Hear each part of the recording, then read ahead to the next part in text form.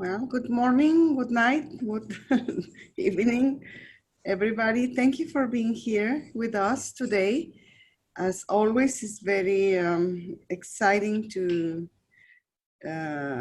start a new session, a new webinar. Today is one of the most important subjects in BPW, in my perspective. Today we have one of the best members talking about good governance in BPW. She is a long-term member of BPW since more than 40 years ago. And she is actually the Executive Secretary in BPW International. And of course, when I was Executive Secretary, she was my mentor and stay as a very strong person in the executive when I was president, and she was regional coordinator. And she's former parliamentarian. So her life is, it was always surrounded by law and rules. And it was this webinar with the participation of the International Past President Sylvia Perry. Unfortunately, she had a surgery last week and just left the hospital, I think yesterday, and she is unable to be with us today, but I think that we will record her participation or give it to her another webinar for her. But today I am very pleased to have Bessie Hironimus with us.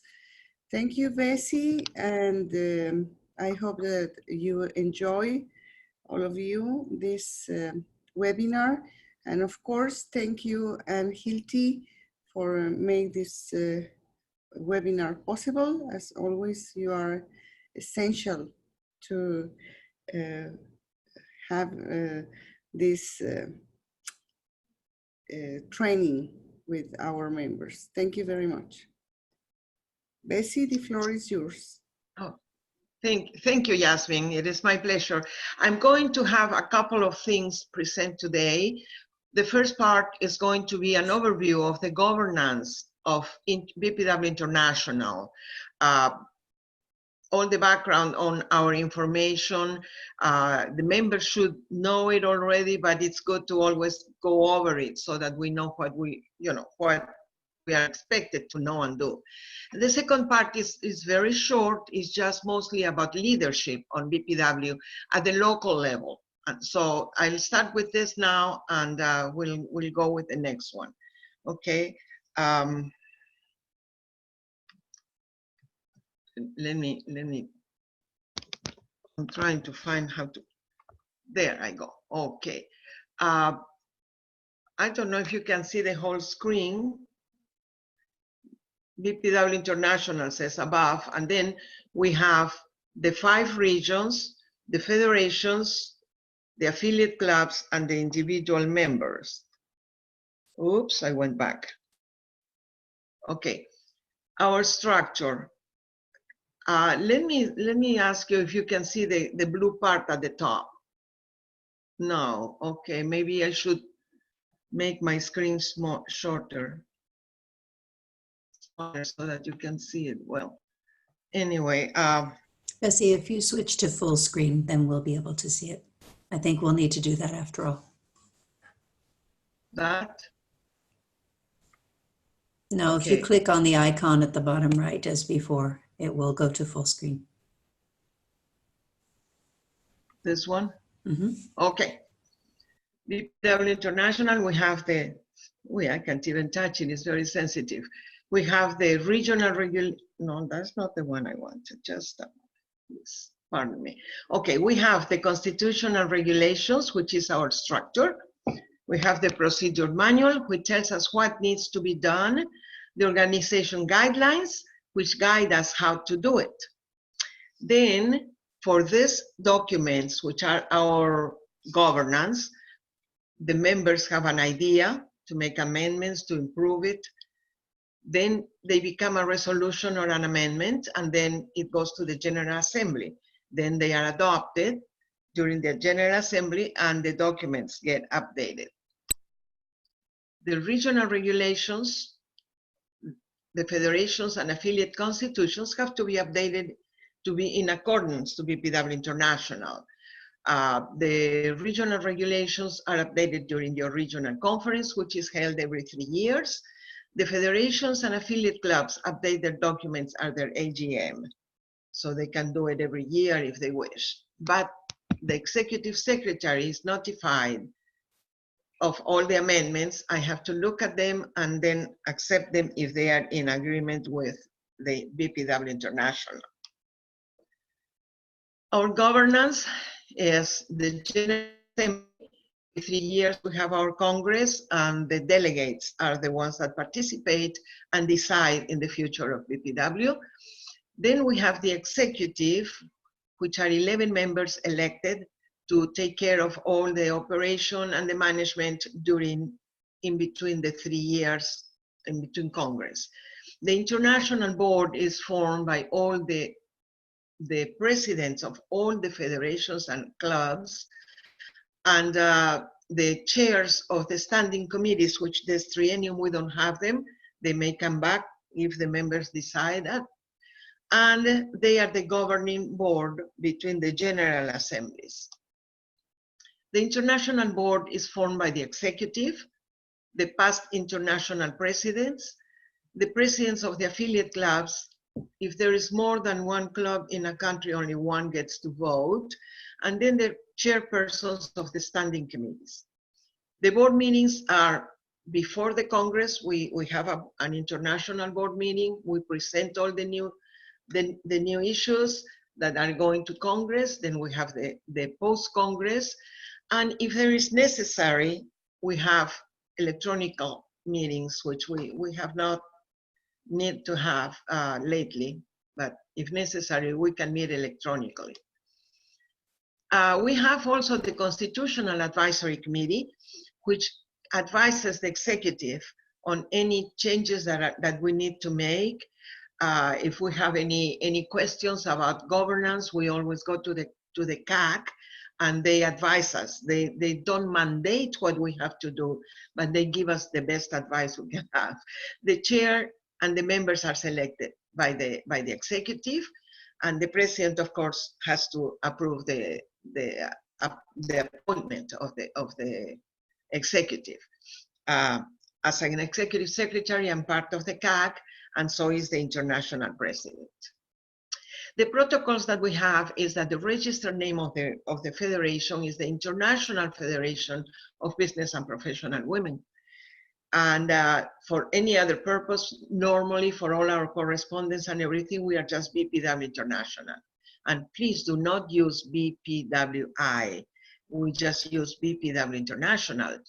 The members must identify themselves personally as members of BPW, but their businesses do not have to say we are members. It's just the individual members, the ones that belong to BPW. The BPW logo is very important to maintain a consistent corporate identity, like all the other organizations do. We always put it on the first part of the document, on the left side of the document, and then you can put the country or the federation or your club on the right side. We do not allow any variations to our logo, even though several of our federations and affiliates sometimes make a little modification. All you can do is put at underneath BPW International, you can put the name of your group. For example, you see these logos and you know immediately which company you're looking at. You have the Lions Club, you have the Rotary Club, everybody knows McDonald's, Coca-Cola. Well, it would be ideal if everybody gets to know our logo also. We have to, this is why we always take our pin with us and try to publicize and make it known, because like all the Rotarians always carry their little pin, the Lions do the same. We should do the same so that people get to know us. About communication, all the members that have any leadership capacity should put their name with their title and the term. For example, I put Bessie Hironimus, Executive Secretary 2017-2020, BPW International. And all the official communications for BPW International should be sent with copy to President's office and to the regional coordinator for her information. And then if you're talking about membership, it goes to the BPW membership vice president. Then it goes, if it is about the United Nations, it goes to that. If it is about the young BPW, you have to give it to the corresponding member of the executive for her information. And always President's office so that they know what's going on. See, the correspondence goes from the members at the left side, from the members through the regional coordinator with copy to the federation and affiliate, and then goes to BPW International. From BPW International, it goes downwards to the regional coordinator, to the president. BPW International, as a rule, does not communicate directly with any of the members or with the president without going through the channels of regional coordinator, and go through the whole protocol. Don't skip any steps so that we are all following the rules the way they should be. This is very obvious. You have to always be very professional in all your communications. Keep in mind the list of recipients. Sometimes we receive emails and we click reply all. And if you don't mean that everybody needs to know what you are saying, be careful with the list of recipients. And also the subject line. Sometimes we have emails and the subject keeps changing after a whole list of emails, a whole trail, and we keep the same subject line. You want to go back to what you were talking, and the first item comes on your email. Don't keep the whole trail unless you want to make a point of having what is that is going on. Otherwise, it's not necessary to repeat all the messages all the time for everybody. When you send to the list of recipients, when you have a long list of people that are going to receive the message, just send them as blind copies so that you don't have all the emails there. Sometimes it goes to other people that you did not want to know about it, but because the whole list is there, it gets bothersome. The phone calls, WhatsApp, group messages, etc. Remember who else is getting your message. Always keep in mind of that. There are sometimes things that are confidential and come to me and I said, oh, really? Always keep in mind the different time zones. You know, getting calls at 2, 3 o'clock in the morning when you're an early bird, you know, you don't need to do that. So keep in mind the time zones. And we are always encouraging our members to participate in social media and networking, but you have to be your messages have to be very appropriate, because you are the voice of BPW International, and it would be good that you keep your professional status. The comments should relate to our business or a project, a campaign, a policy, or something that is related to BPW. Don't use social things in official BPW media. The input should be in the style and tone of BPW International and the policy, and not promoting anything that is not BPW related. Remember to be professional, clear, authentic, acknowledge the rights of others, maintain integrity and ethical, ensure disclosure and transparency. Don't come with gossips or hearsays, just keep your professional profile all the time and stop and think before you hit enter. Once the message is out, you cannot retrieve it. It belongs to the whole world. Okay, that's okay. Yeah. As you can see, leadership has a whole set of definitions that we need to keep in mind in order to be a good leader. The qualities of the leader are: a person is intelligent, you have to be honest, be creative, confident, driven, and courageous. You really have to have at least try to have all those qualities so that you are the perfect leader. The traits of a good leader: it does not command excellence. You build excellence. To be an effective leader, your followers must have trust in you and be sold on your vision. Otherwise, you do not get their cooperation and they do not get to follow you. One of the most powerful things you can do is to lead by example. You must be competent, forward-looking. You have to be inspiring. Try to be intelligent, fair-minded, broad-minded, courageous, straightforward, if anything, imaginative, and most of all, very adaptable, so that you can match the situation that you have to face. You have to appreciate the differences of everybody that participates with you, and always try to be prepared to any circumstance that may come to you. We have all kinds of people there, and we have to appreciate how different we are, one to each other. Don't expect everybody to be like you. Okay. You have to leave your ego aside.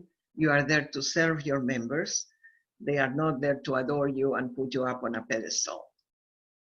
The BPW leaders should familiarize themselves with their governance, read the Constitution, bylaws, rules, etc. Many times the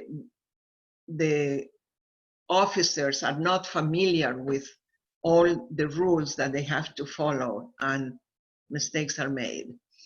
BPW develops the leadership potential of our members, and every BPW meeting is a training session. We go there and we learn. There is always something that you learn in a BPW meeting, and that allows you to go somewhere else, to a chamber of commerce, to another organization, and you know how to behave properly because you have the training of BPW with you.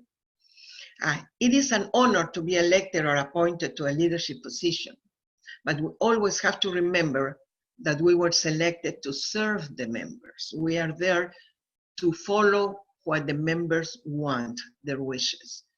And remember that the president is the one that presides the meeting, but the members are the ones who decide what is to be done. The president cannot be autocratic. It's not what she wants to do. She is there to serve the members. And that is something we always, the chairs and the presidents, have to keep in mind. The leadership of an affiliate should rotate. Many times we have clubs or federations that they always have the same person and the same group all the time. Remember that we are there to train our members. We have to give them the chance to be leaders. So we have to rotate the leadership, and by having a limited term of office, we can keep training new people, new energy, new ideas, and BPW can always keep up with what's going on.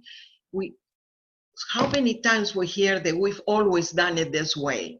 That is the most common phrase that we hear when we go to old-time clubs. The newer clubs are different, but we have, oh no, we've always done it this way. No, get new ideas, get new energy in your organization. The meeting, always have a written agenda. You don't know what may happen, and everybody will know what's following up, and they are prepared. Distribute copy to all the members. so that they know what's going on. And get their input when you want to write the agenda. Always ask what they want to include on the agenda. And the meeting should always start on time and have one meeting at a time. Don't allow people to start having private conversations around when somebody has the floor.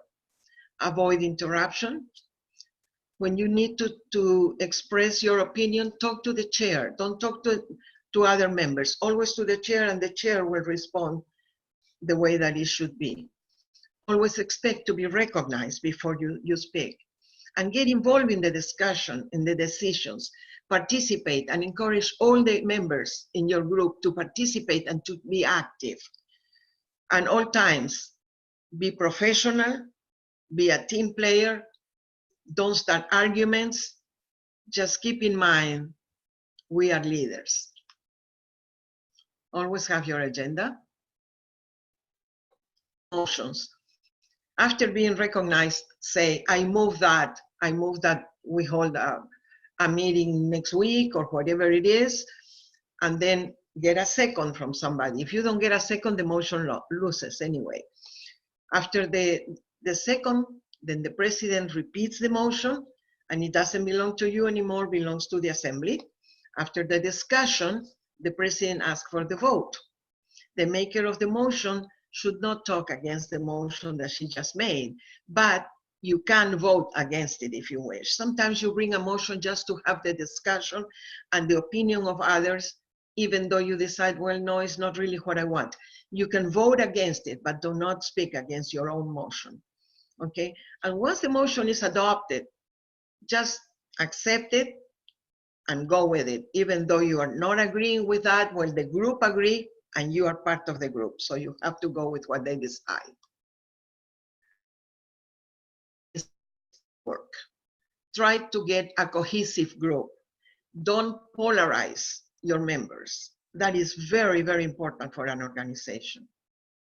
Now, make sure that you have a quorum for your meeting. If not, you cannot make any decisions. You can discuss whatever you wish, and the minutes should reflect that there was no quorum and no decisions will be made.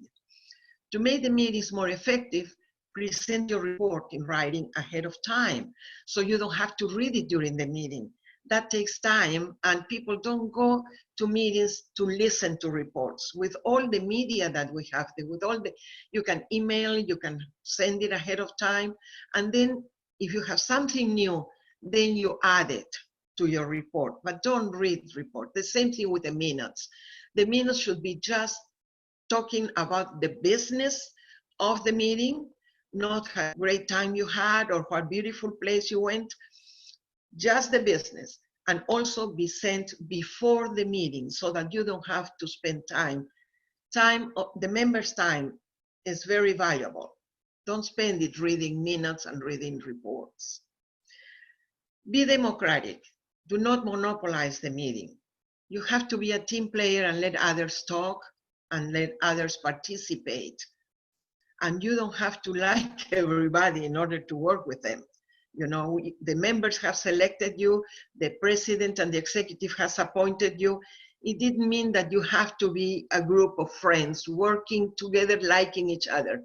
But being professionals, you can work together with each other, and remember that you are there for the good of the organization, not just for yourself. Always keep in mind that you are there to serve the members. Be always positive. A leader is someone who knows the way, someone who goes the way, and someone who shows the way. That is the most important, because then you are training others to follow you. Alone, we can do so little, but together we can do so much. Together, we really, BPW can do so much if we would all work together in harmony. If you have questions, you can always call me at any time. You have there my Skype, my telephone, and my email. Do you have any questions now, or any suggestions for the presentation?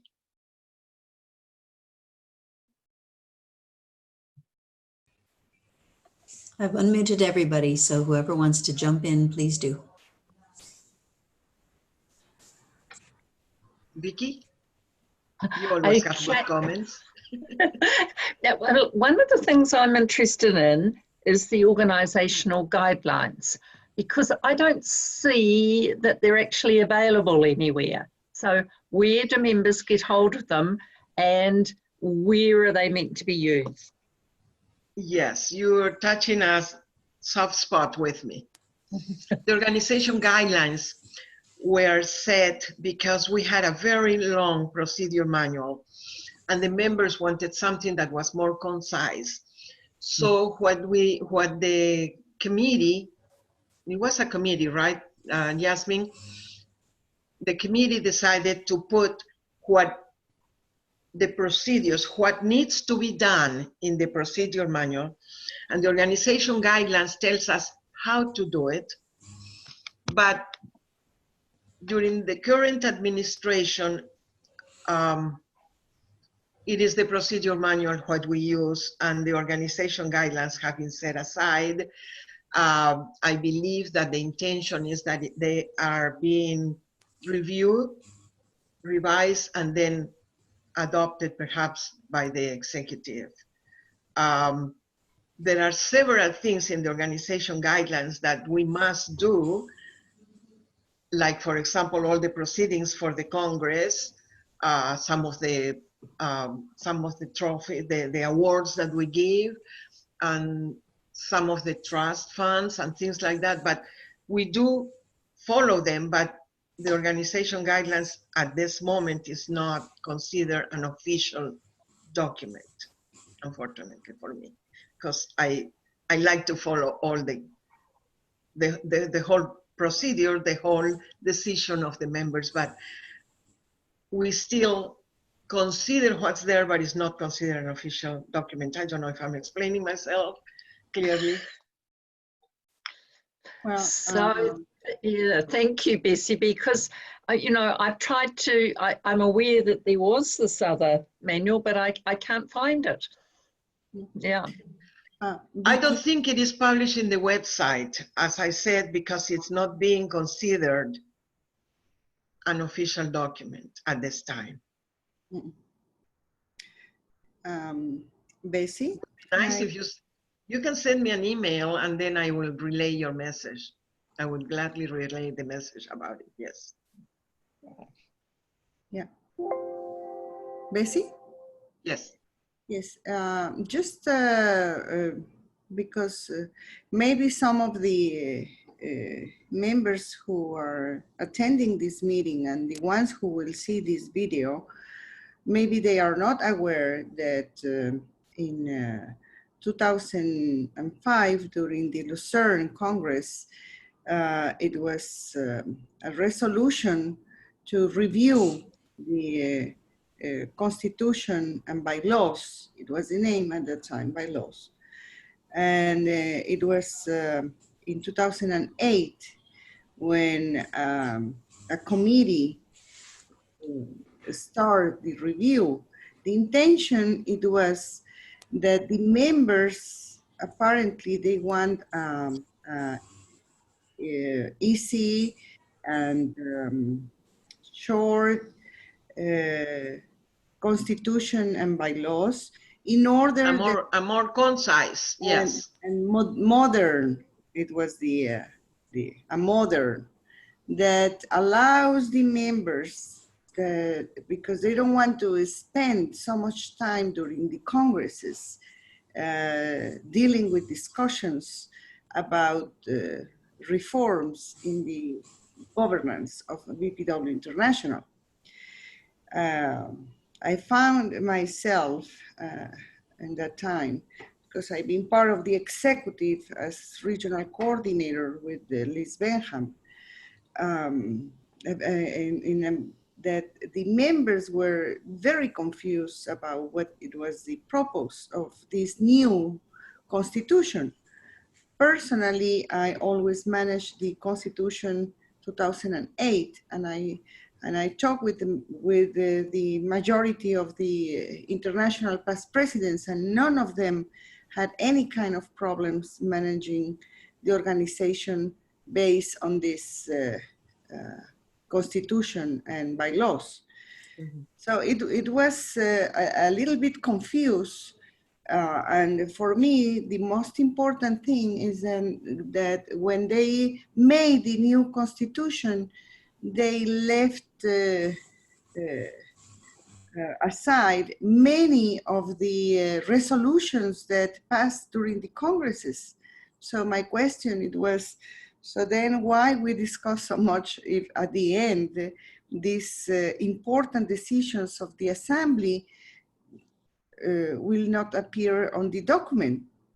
But then the worst part for me it was during the term 2011-2014 as executive secretary, because it was the time that the president decided to give it the document to review, a final review to the past presidents.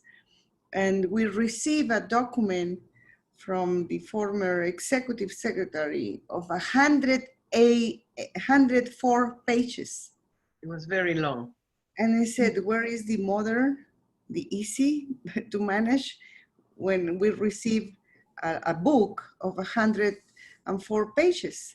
That it was like the perception that we don't want a third book, because before it was constitution, bylaws, and we call book handbook. And it was apparently a compilation of all the handbooks that we had, plus the constitution, plus the bylaws. So it was 104 pages. That's huge, yeah. Yeah, so then it was another committee formed by the past international presidents to make a new document. So all this left out many important things that we should have in the Constitution, mainly in the new college procedure manual. And the other thing is that the procedure manual, it was established only to be reviewed by the executive. So if the executive have no time to review it, as this I can see during this term, so then there is no way that the members made any amendment to the procedure manual, which should be the document to follow what is in the Constitution and the resolutions. What the members want, yeah. Yes, and as a clarification of many of the points that expressed in the Constitution, mainly in the regulations. So what I can see now, it's a big problem, because now we have a lot of documents that many of the things that it was passed during the congresses now is part only of the organization guidelines, which is not a governance document. Anyway, if you can update it, but anyway, will never be a governance document. The only governance documents that we have is the Constitution, the regulations, and the procedure manual. We can use as a point of reference or clarification the organization guidelines, but that's it. It's like in the past, we never used as a governance document the handbook. Yeah. So well, I believe. Sorry, Yasmin. Yeah, this is something. What I was going to say is we are going to be in process of reviewing the organization guidelines. And what I can foresee is that the important things that should be in the procedure manual should be transferred to the procedure manual in a concise form. The reason that we split the procedure manual with the organization guidelines was because of the length of the document. They wanted something concise, so they decided what needs to be done will be in the small book, and how to do things and the equivalent of the handbook would be the organization guidelines, but some of the things have slipped into the other one, and that things that are mandated should be transferred back to the procedure manual. Mm-hmm. Yeah, and well, it's a huge work, but now I want to stress again that the procedure manual that is posted on the website, it is not the one that we approve during the pre-Congress International Board. Not at the moment. We are working on it to have it corrected and to have it translated. We don't need that. No, I'm not telling you the correct version after the Congress. The one who is posted in the website, it is not the one that we approve during the International Board pre-Congress meeting. It is the I know that pre-Congress. after we have to update it according what the Assembly approved. But then the latest version that should appear on the website is the one that we approved during the International Board meeting, pre-Congress. So I will appreciate that if possible, it is the one, because if not, we are working in a very old version with this procedure manual. It's a communication faux pas, and I think that we need to have that corrected promptly. If I can also jump in here and maybe change the channel to another related topic, actually hinging on what Vicky brought in. Where can new presidents easily access the documents? I know on the website, but can you be more specific? Because if it's a long time established club, well, then they have the documents and they update them and they hand them down. But if it's a newer club or even a brand new club, they might not be so clear on where to access the government's documents. The liaison between international and the local affiliates is always the regional coordinator. Right. So I suggest that if anybody needs to know about an updated document or any information that needs to be done, go to your regional coordinator. She will bring it to the executive if she cannot do it. But if there's a communications breakdown or there's no response, which does sometimes happen, then where can a president access our Constitution and our bylaws and our procedure manual on the website or somewhere? It should be done. The ideal thing would be that we have a website that has all the documents, past and current, accessible for the members at any time. There has been some complaints about, it has been brought up. Hopefully it will be corrected. Okay, so if a president comes in and realizes or wonders if they do have the most updated version, and they've contacted the regional, I want to get this as part of our recording, they have contacted the regional coordinator but don't get a response or not an adequate response, then perhaps their next step would be to write to the membership VP and CC the regional coordinator. I would think membership would also be related. You can write to me because that's one of my duties is to see that the governance So currently it's you, but if someone is watching this video a year and a half from now, then it would be the executive secretary on the board. Yes, goes but to the always executive CCing secretary. The regional coordinator regardless. Yes, everything, as I said before in my presentation, it goes up and down the channels.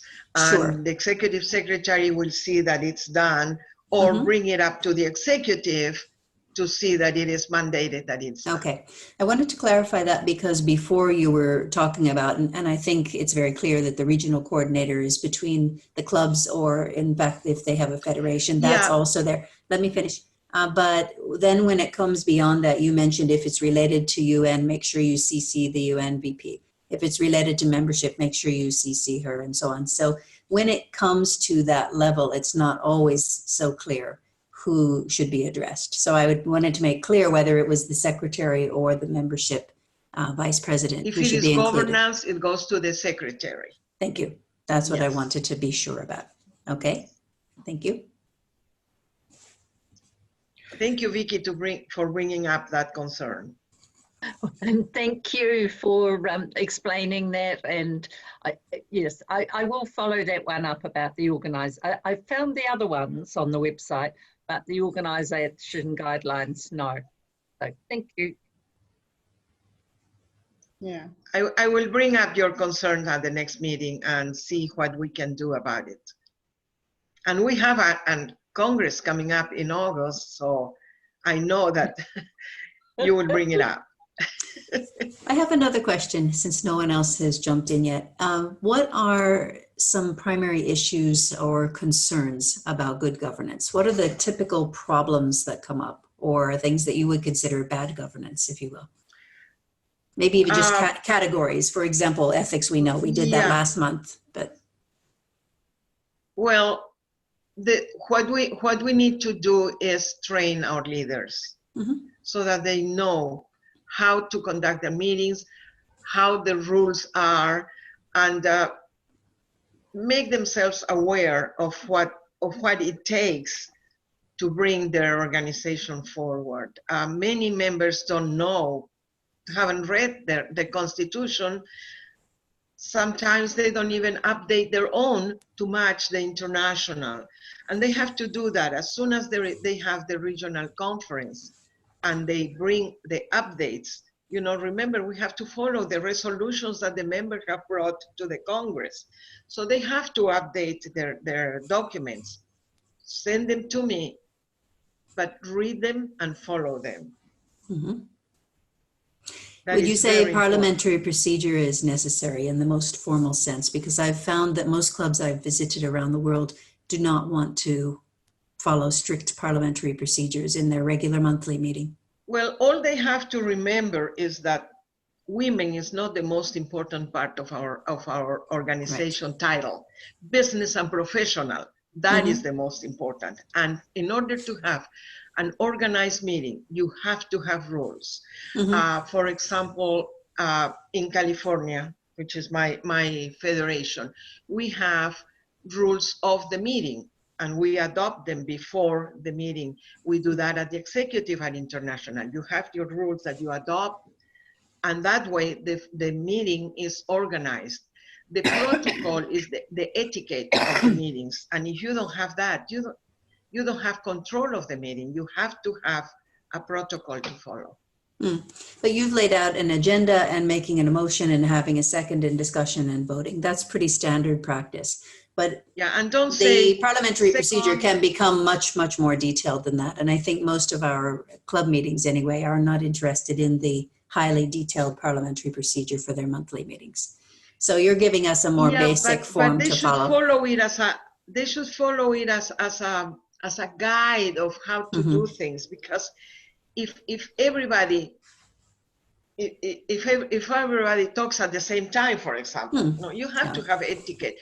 And one of the things that I do want to mention is that I have seen many times somebody says, why don't we have a meeting next week? And somebody says, so move. Don't ever say so move, because the secretary is going to put in the minutes, so move. You have to say the motion so that the president can repeat it and it is clear in the minutes for the records. Okay.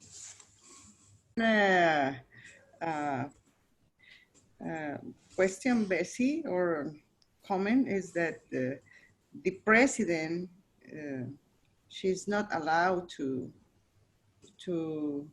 make motions. No, no, the president has to keep being like a judge in the court, has to be unbiased.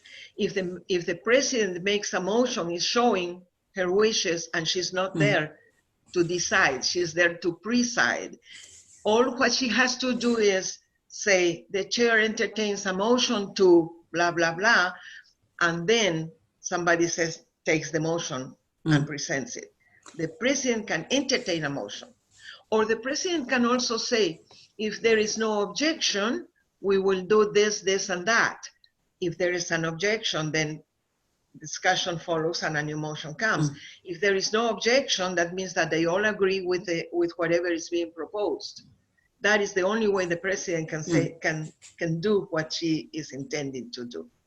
But And to about make that crystal clear, it's not really the president specifically, it's the chair of the meeting, who usually is the president. Well, yeah. But if the president is not there and one of the vice presidents or the secretary is chairing the meeting in any The given presiding situation, officer is the right, proper, because the they're proper acting as a title, the moderator, presiding which officer. is right. So they're acting as a moderator. the other point is the clarification about the vote of the president also. That sometimes we can see a president saying, "Vote yes." No, And that it's is already showing bias again. to vote in the way that that she wants. Yeah, well, it is in our constitution, not just parliamentary law. Our governance says that the president only votes to break a tie. That's the only time, and she doesn't really have to vote. But if she wishes to vote, it's just to break a tie. The president does not vote. As I said, she's there just to preside. But more to the point, she's not to sway a vote in any direction. Yes. That goes back to if you're chairing a meeting, which is acting as a moderator, you have to be completely neutral. Correct. Yes. Vicky, I have a question for you or for Christine, because we know New Zealand are also right up there with Bessie in terms of parliamentary procedure and good governance. Do you have any other, not question, but input for us from your perspective there in New Zealand? One of the things we do before our own conferences is that we do try and iron out in a sort of a pre-conference meeting any contentious issues, just on an informal meeting basis, usually the night before, so we know what's coming up, and hopefully get to some agreement so that we can then put our effort into things that are going to work for us. So we try and keep our ears very much to the ground, and certainly we have a resolution meeting before conference itself to iron out anything that's contentious, or it's not necessarily to say that it's going to go one way or the other, but it's making sure everyone understands and it's clarified. And the same with the budget. We have a budget meeting before it actually gets to the floor. And those are the things we find valuable, because then everyone feels involved and it's had time to talk. And it's only it's been honed down to vital things that actually come to the conference floor. And more productive. I want to hinge on that, if I may, and give a very colorful example. I've actually researched cultures that have shamanic practices around the world. For the past 35 years, I've researched this. And typically when a community ritual in any village is coming up, for the week before, it's the main shaman's job to go around to all members of the village and help to resolve all conflicts before they come to the ritual space. So it's an interesting concept. It goes along with what you were saying, that the conflict, to the degree possible, should be resolved beforehand so that the meeting itself can be its most productive. I like that. It's usually good to have a pre-conference meeting, and that will include not only the budget, but also go over all the issues that are coming up from your group in the form of a resolution. It is very important to have resolutions presented, whatever the wish of the members is, so that they can follow up the ladder. Yes. And I know New Zealand is very good with resolutions. You always have some to present. Have you seen their manual? I did when I visited. They've got, I don't know how many pages of past resolutions they've passed. By how many, I mean what, Vicky? Canada is 30, 50 pages of resolutions? Amazing. Probably. Canada is also another federation that is very good presenting resolutions, and they are so detailed in what they want to express themselves. They discuss it and they decide it before their conference. So that doesn't take that much time during the assembly. One of the things that I always mention is about exactly Canada, New Zealand, Australia also, that before the International Congress, they had a meeting to review and discuss the resolutions that will be presented during the Congress. So they agreed in which way they will vote on these resolutions, because it's very sad, sorry to say, that some affiliates arrive to the Congress without no idea what will be there, what will Yeah. happen there, and they just turn and said to the next one, what do you think I have to vote? So it's, How do you want me to vote? and the same with the candidates. Please read the documents. It's my advice always. Please, that is why we send the documents 8 months, at least 8 months before the Congress, so everybody can participate. All the papers should be in the hands of all the members 4 months before the Congress. So during the resolutions and the nominations, so it's enough time to read it. But now we need really federations that participate in the amendment of our governance documents. I am working, and you know that, Bessie, because we are also in some meetings, and you always support the members on it, that there is the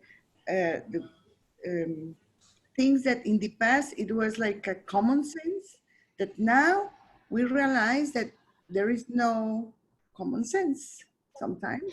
So we need to put on the papers very clear, yeah, and that it is important for the future. And what we are trying to do, Anne and I, is exactly with these webinars to train our leaders that wants to hold a position in the future, how to do the things, because really we need members that are prepared, that when they said, yes, I swear that I will accomplish with the Constitution, and they never read it, and it's very discouraging. Unfortunate. It's unfortunate, yeah. Some we people also, prefer. we also, I know you work on it since 2014, 2017 in the Code of Ethics, and it was approved. And then during the last triennium in my presidency, you presented again and it was approved, but it was not included in our governance documents. And I think that now more than ever, we need to include some code of ethics and some sanctions also, because there is no sanction. If you are elected but you didn't accomplish with your duties, no matter what, you will stay there for the 3 years. So we really need to work on it. I don't know, Vicky, if Vicky, you agree with me and what New Zealand is working on this line.